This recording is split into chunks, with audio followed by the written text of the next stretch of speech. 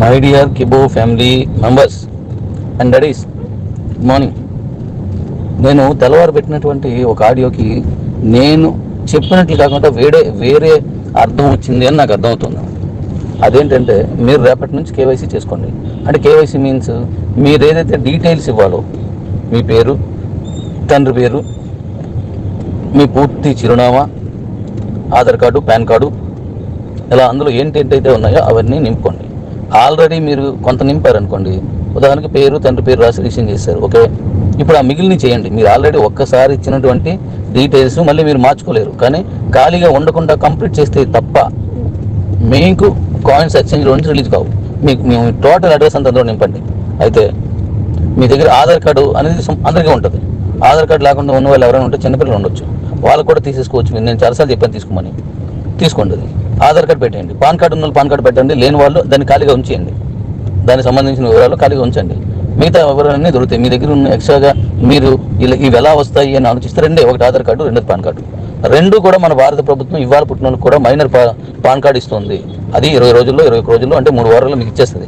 సోయానా నా కూతురికి నా కొడుక్కి నేను మైనర్ పాన్ కార్డు తీసుకున్నాను. 18 ఏళ్ళు దాటిన తర్వాత మేజర్ పాన్ కార్డుగా మార్చాను. నేనే దానికి ఇంకేం ఎవరిని అడగవసరం లేదు.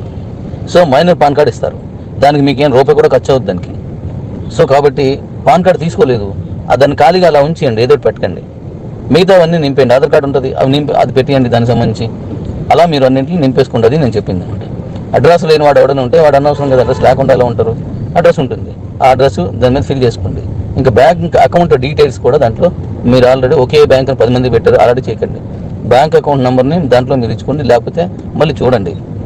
ఒకే ఫ్యామిలీలో తండ్రి, కొడుకు, కూతురు అనే దానికి మన ఎక్స్చేంజ్లో మాత్రమే బ్యాంక్ అకౌంట్ నెంబర్ దాని సరిపోద్ది. మీకు అదే క్రిప్టో అంటే కే ఎక్స్చేంజ్లో అలా ఉండదు. బ్యాంక్ అకౌంట్ నెంబర్ ఒకరిద్దరు వాడుకోవచ్చు, కానీ పాన్ కార్డు, ఆధార్ కార్డు మాత్రం ఒకటే ఉండాలి. సో మీరందరూ ఇది మొత్తం నింపేయండి, లేని వాటిని వదిలేయండి. ఏటుండవు, మీకు ఊరు పేరు ఉండదా? ఉంటుంది.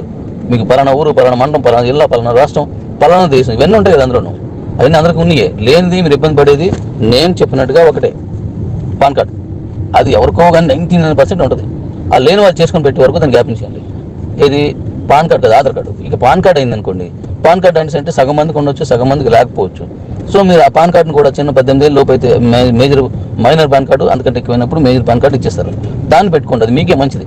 కొంతమంది దీని మీద కొన్ని డౌట్స్ ఉన్నాయి. ఏంటి పాన్ కార్డు అని ఒకసారి పాన్ కార్డు ఇస్తే ప్రతి సంవత్సరం కట్టాలని, అలా ఎక్కడా ఉండదు. మిమ్మల్ని ఎవరో భయపిస్తున్నట్లు లెక్క, అలాగా ఎక్కడా ఉండదు. ఈ సంవత్సరం మీకు ఆదాయం వచ్చింది, దానికి సంబంధించింది సంవత్సరానికి ఇంత ఆదాయం ఉంటుంది, 2.5 లక్షలు అలా ఉంటుంది. అంతకు మించి మీకు ఆదాయం వచ్చినప్పుడు మాత్రమే మీరు ఇన్కమ్ ట్యాక్స్ కట్టాల్సి ఉంటుంది. మిగతా మీకు అన్ని పక్కన పెడితే మన కంపెనీలో మన కాయిన్స్ ద్వారా అంతకంటే ఎక్కువ వచ్చినప్పుడు అది కట్టడంలో మనకి ఎటువంటి ఇబ్బంది ఉండదు. ఎందుకంటే ఇప్పుడు మీరు అమ్మే కాయిన్స్ మీరేం డబ్బులు మనం పైన కొన్నిది కాదు, మన దగ్గర ఇవన్నీ మన దగ్గర నుంచి. కాబట్టి మీకు వచ్చిన ఫ్రీ మైనింగ్లో నుంచి వచ్చినాయి కాబట్టి గవర్నమెంట్ కడదాం. మన గవర్నమెంట్ మనం కట్టకపోతే ఎలా అవుతుంది? అది కానివ్వండి, అది పెద్ద కష్టమైన విషయం కాదు అది. ఇక 2, సో మీ దగ్గర ఏదైతే ఉన్నదో దానికి సంబంధించినటువంటి వివరాలు ఇచ్చేయండి. అందులో ఇంకంత మించి ఉంది. కొంతమంది ఏమంటున్నారు, already pan card, Aadhaar card ఇచ్చాం, పాన్ కార్డు ఇచ్చాం, మళ్ళీ ఇవ్వనవసరం లేదు. తీసుకోదు కూడా, అది ఒకసారి తీసుకుంటుంది. ఇవ్వలేనివి ఏవైతే ఉన్నాయో, మీరు ఫిల్ చేయలేనివి ఏవైతే బ్లాంక్స్ ఉన్నాయో అవి మాత్రమే మీరు నింపాలి. అంతే. దీనివల్ల భూతత్వంలో పెట్టి చూసి చూడడం, మీ కింద కూడా తెలియని అడిగితే ఆడికి భయపించినా చెప్పడం, అలాంటివి చెయ్యొద్దు. మీ వివరాలు నింపుకోండి. ఇంక తర్వాత ఇంకా ఏమైనా ఫోన్ నెంబర్ తప్పడింది, దానికి 1-2 డిజిట్స్ అయితే ఆల్రెడీ మారుస్తున్నారు. అలాగే బ్యాంక్ అకౌంట్ నెంబర్ ఉన్నది, దానికి కూడా నేను ప్రయోజనం ఇస్తాను. అసలు పాన్ కార్డు, ఆధార్ కార్డు పెట్టలేదు అనుకోండి, ఇప్పుడు పెట్టుకోండి. రేపు వచ్చిన తర్వాత పెట్టుకోవడానికి కూడా మళ్ళీ ఇస్తాను. ఇప్పుడు పెట్టకపోతే ఇవన్నీ అయిపోయిన తర్వాత మాత్రమే దీన్ని స్క్రూటినీ చేస్తాం మనం. అది కూడా గవర్నమెంట్ స్క్రూటినీ, మనం కాదు. మన తాలూకు ఇచ్చిన పాన్ కార్డు రైటా రాంగా, ఏదో నెంబర్ వేసి పడిసాం అనేసి అనుకుంటే అవదు. ఆ నెంబర్ కరెక్టా కాదా అనేది మళ్ళీ మనం ఆన్లైన్లోనే దాన్ని చెక్ చేసుకోవడానికి గవర్నమెంట్ ఒక మంచి ప్రొవిజన్ ఇచ్చింది. ఆ ప్రొవిజన్ మీకు నేను కల్పిస్తాను. అప్పుడు మీరు దాన్ని కొట్టండి. దాన్ని కొట్టిస్తే ఎస్, ఈ కార్డు ఇస్తుంది, ఈ ఆధార్ కార్డు కరెక్టే, ఈ పాన్ కార్డు కరెక్టే, ఈ బ్యాంక్ అకౌంట్ నెంబర్ కరెక్టే అంటే మీరు ఏదో ఒక నెంబర్ వేసి మనం చేయకండి. ఉంటే చేయండి, లేకపోతే ఖాళీగా ఉంచండి. తీసుకున్న తర్వాత నింపుకోండి.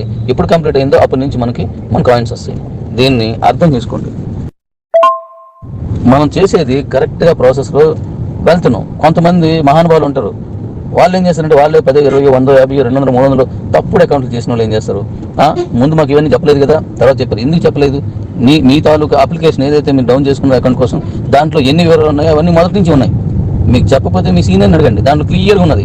అలాగే మీ అకౌంట్ ఓపెన్ చేసుకున్నప్పుడు మై ప్రొఫైల్ అని ఉంటుంది, దాంట్లోకి వెళ్ళి చూడండి, అందులో కూడా క్లియర్గా ఉంటుంది ఏంటి ఉంటుంది. మాకు చెప్పలేదు అని మాత్రం అనకండి. స్టార్టింగ్ నుంచి అదే అప్లికేషన్ డే 1 నుంచి ఈ రోజు వరకు అప్లికేషన్ నేను మార్చలేదు.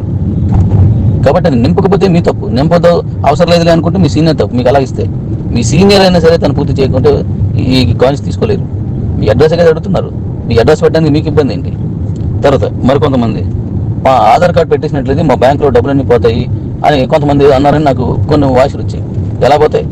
మీ ఆధార్ కార్డు ఒక దగ్గర ఇస్తున్నారా? జెరాక్స్ ఇచ్చినప్పుడు జెరాక్స్ సెంటర్ దగ్గర ఉంటాయి, అనేక చోట్ల మీరు బ్యాంకులకు ఇస్తుంటే వగేరే చాలా ఇస్తున్నారు. అవన్నీ తీసుకుంటున్నప్పుడు ఒకవేళ నిజంగా అలాగే అయితే ఈరోజు ఎవరు ఈ బ్యాంకులో ఉండకూడదు. అలాగే మన బ్యాంక్ వ్యవస్థ, ఇండియన్ బ్యాంక్ వ్యవస్థ మరీ చేతగాని దద్దంలో చేతులు కట్టుకుని కూర్చోలేదు. అలా ఉంటే ఈ పాటికి మొత్తం పోతాయి. పెద్ద పెద్ద కోటేశ్వర్లు, అంబానీ గారిది, టాటా వారిది, బిర్లా వారిది, ఇలాంటి అందరూ ఆధార్ కార్డులు ఒకటి దొరికించారు కదా మొత్తం తీసేయడానికి. ఈ చిన్న ఎందుకు పట్టుకోవాలి అంటే ఆధార్ కార్డు దొరికినంత మాత్రాన బ్యాంకులో డబ్బులన్నీ దొంగిలించేయడం అనేది జరిగే పని కాదు. ఎక్కడో ఏదో చేసినప్పుడు వాళ్ళ అజాగ్రత్త వల్ల నెంబర్లో లేదంటే ఈ ఏటీఎం కార్డ్స్ వాళ్ళకి నెంబర్లో అలాంటి ఏమైనా పోయినప్పుడు ఏటీఎంలోకి వెళ్ళి మీరు తీసుకోవాలనుకున్నప్పుడు ఏవైతే డిజిట్స్ నొక్కారో అవి గుర్తుపెట్టుకొని కానీ అలాగే ఏదో చేసినప్పుడు మాత్రం అవి పోతాయి. పోయి ఉండొచ్చు, అది గ్యారెంటీ లేదు. అంత మాత్రాన్ని ఆధార్ కార్డు ఇస్తే అంటే ఈరోజు పలానా దానికి మీకు ఆధార్ కార్డు కావాలి, ఈ దీనికోసం దానికోసం అని చెప్పేసి గవర్నమెంట్ పరంగా కానీ నాన్ గవర్నమెంట్ పరంగా కానీ అడుగుతుంటారు. మరి వాళ్ళందరికీ ఇచ్చిస్తే వాళ్ళందరి దానికి అకౌంట్లోకి చొరబడి మొత్తం డబ్బులు తీసేచ్చు కదా. ఏంటి కష్టాలు?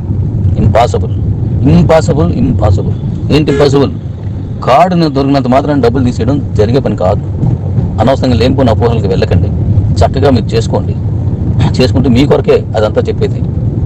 మీకు అడ్రస్ ఏదుందో అది దానికోసం అవి అడిగాం. పాన్ కార్డు నెంబర్ ఏంటి గవర్నమెంట్ కట్టాలి కదా, మీకు డబ్బు వస్తుంది. ఇప్పుడు ఆల్రెడీ నాన్ సేకబుల్ అనేది చాలా లక్షల రూపాయలు తీసుకున్న వాళ్ళు ఉన్నారు.